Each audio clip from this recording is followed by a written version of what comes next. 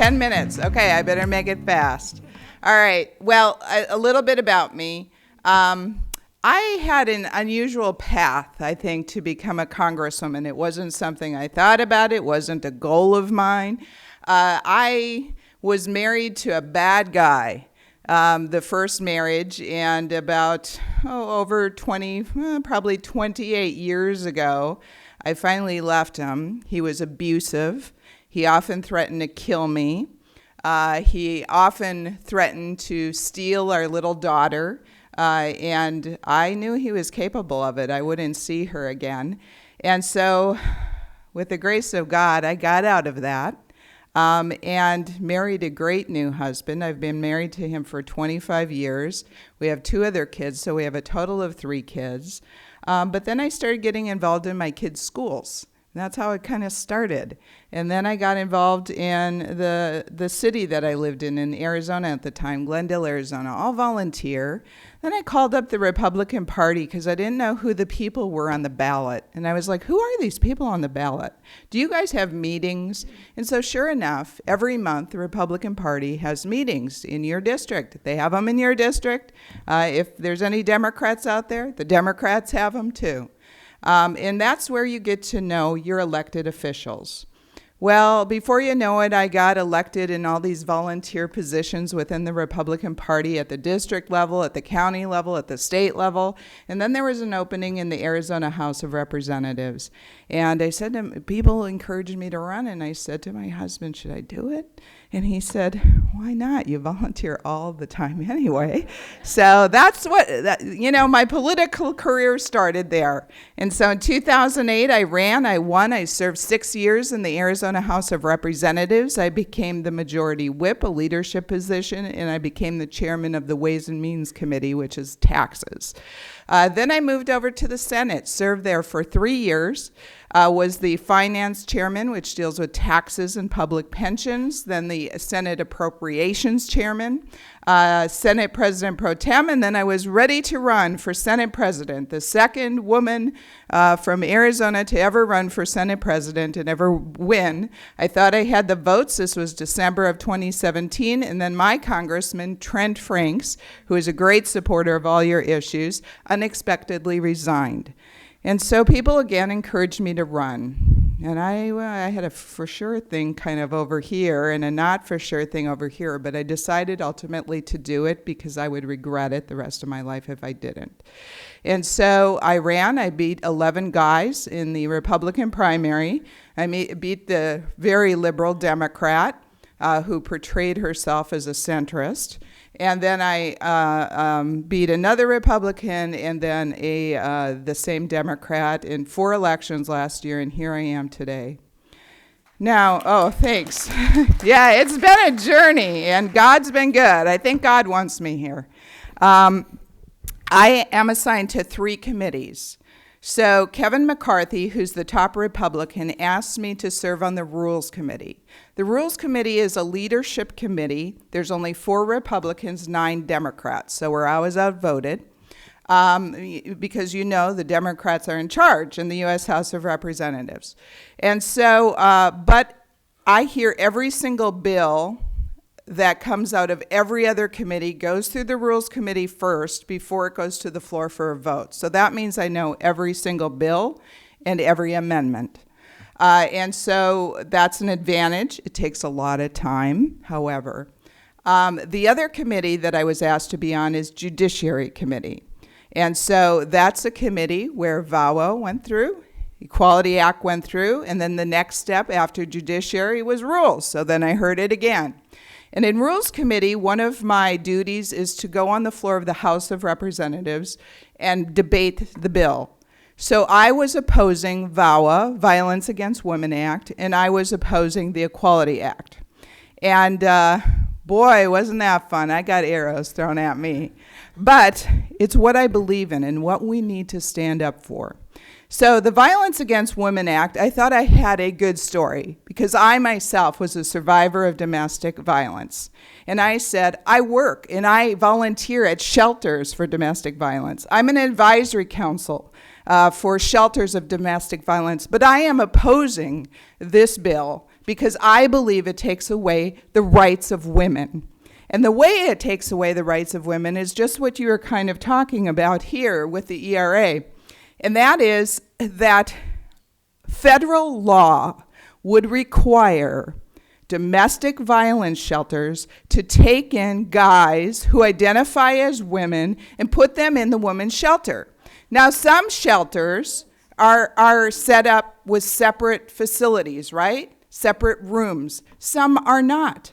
So you're going to have a guy sleeping right next to a woman who may have been sexually abused. So I tried to do an amendment because I knew they had the votes. You know, Democrats had the votes. It passed. It passed out of the House of Representatives. But I tried an amendment. I said, hey, how about for the safety of the person that's in the shelter, I didn't say woman or man, I just said the safety of the person in the shelter. If their safety or privacy is at risk, then there's an exception. Nope, they wouldn't go along with that. So, again, also in the Equality Act, that sounds really great, right? The Democrats portrayed it as equal rights for women. This is so great for women. And I had an amendment that I said we should recall this, the name of this bill, the Forfeiting Women's Rights Act, because it would, under penalty of federal law, again, force every organization, every business that does business with anybody to take in biological males that identify as women and put them in women's spaces. That includes churches. That includes schools. That includes every business. So, for instance, my son is 21. This is a movement. If you haven't watched the videos online about this, this is scary stuff. My 21-year-old son is like buying into this stuff. So he doesn't call, people he sees like by he or she. He calls them by their name because they might be offended, right? They might be offended. And this is what is happening. You don't have to have a doctor's notice, a psychological notice saying that, oh, you've changed from a guy to a woman. You don't have to have your body parts changed. You could change every minute. So you today, for 1 minute, could say, I'm a guy. And the next minute you could say, I'm a girl. And you could go in either spaces. I mean, this is kind of the craziness that's going on. And so I said in both Rules Committee and on the floor of the House of Representatives in Rules Committee, I said this would allow a biological male who identifies as a woman to be in a woman's shelter, or to be in women's sports, or to be in a woman's bathroom, or to be sleeping next to a woman in a domestic violence shelter. And the Democrat chairman of the Rules Committee, Jim McGovern, said, I am offended. He interrupted me. I am offended. It is not a biological male. It is a transgender woman. And I said, excuse me, Mr. Chairman, with all due respect, if it still has male body parts, it's a guy. All right? And so then on the floor of the U.S. House of Representatives, I said the same thing. My Democratic counterpart, which was a woman, Mary Gay Scanlon, she said, this is so offensive. It shows your total disdain that you are using the term biological male. It's transgender women. And I again said, that they are denying reality. And it is not offensive. I am just purely stating fact. I am not, I don't have any bad feelings for people if they're want to identify as a different sex. I'm not discriminating against them. But I am not going to allow women to be discriminated against. And so this Equality Act takes away women's rights. We have fought for women's rights. We've seen now how we have these sports teams where guys are competing in women's sports. This is not fair to women. I just do not understand how my Democratic colleagues who have fought for women's rights and say they're for women's rights even believe this stuff is for women's rights. It's the total opposite. Well, so I speak out about this not only to groups like you that agree with me, but I speak out about this to other groups. So I get invited to business groups, Chamber of Commerce groups, mining groups, and so I talk about their issues, but then normally I always add this in, and I say, you know what, this is something you normally do not hear about. It's something you don't think about. But let me tell you about this and how it would affect each one of your businesses. You would get sued. You would get sued if you called somebody a she and they identified as a he. You would get sued if you didn't provide a bathroom for somebody, and let them go in the girls' bathroom. You would get sued. So we need, all of you, need to start speaking out about this, not only to your inside group that all believes the same thing. You need to start pushing the envelope. It's uncomfortable. You're going to get ridiculed. But you have to do it because the future of our nation is at stake. Elections have consequences.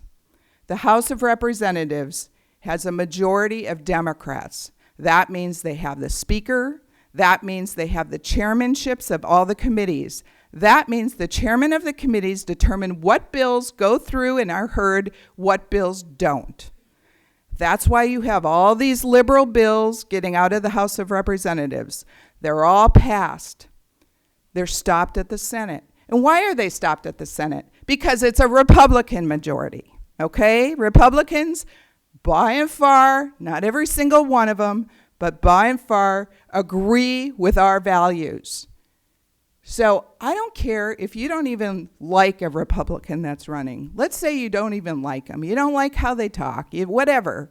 It's about the numbers, okay? You have a choice. Somebody that shares your values, somebody that doesn't. Republican versus Democrat. And I know this is bipartisan, but I'm just telling you the facts. You have numbers. You have a majority in the Senate that turns Democrat. That bill's going to pass out of the Senate. This Equality Act, the VAWA, will not only pass out of the House, it will pass out of the Senate. Then if the presidency changed to a Democrat, the whole thing becomes law and our whole country changes. This is how important elections are. This is why you have to get involved with campaigns. You have to go out, in my opinion, and help people on their campaigns. That means getting signatures for them to get on the ballot, going door to door and promoting them, giving them money. I mean, my goodness, the liberals are raising so much money. They outraised me 2-1. My Democrat opponent got $4 million last year to my $2 million. It was a heck of a battle. This is what's happening all over the nation. We have to fight back. You have to fight back for the sake of our nation. Otherwise, we're going to go down the tubes. So. You got me energized this morning. I tell you what. But I got to go. I got to go work. And so I love the job. I hate being away from my family, but I absolutely love the job. And I really thank you for what you're doing. I hope you take some of my passion. I'm a fighter. We need fighters. We need fighters. We are in a battle. This is not some fun games. This is a battle for the future of our nation, for the future of the values that hold us together. And I'm not going to let it go down the tubes on my watch. So thank you so much.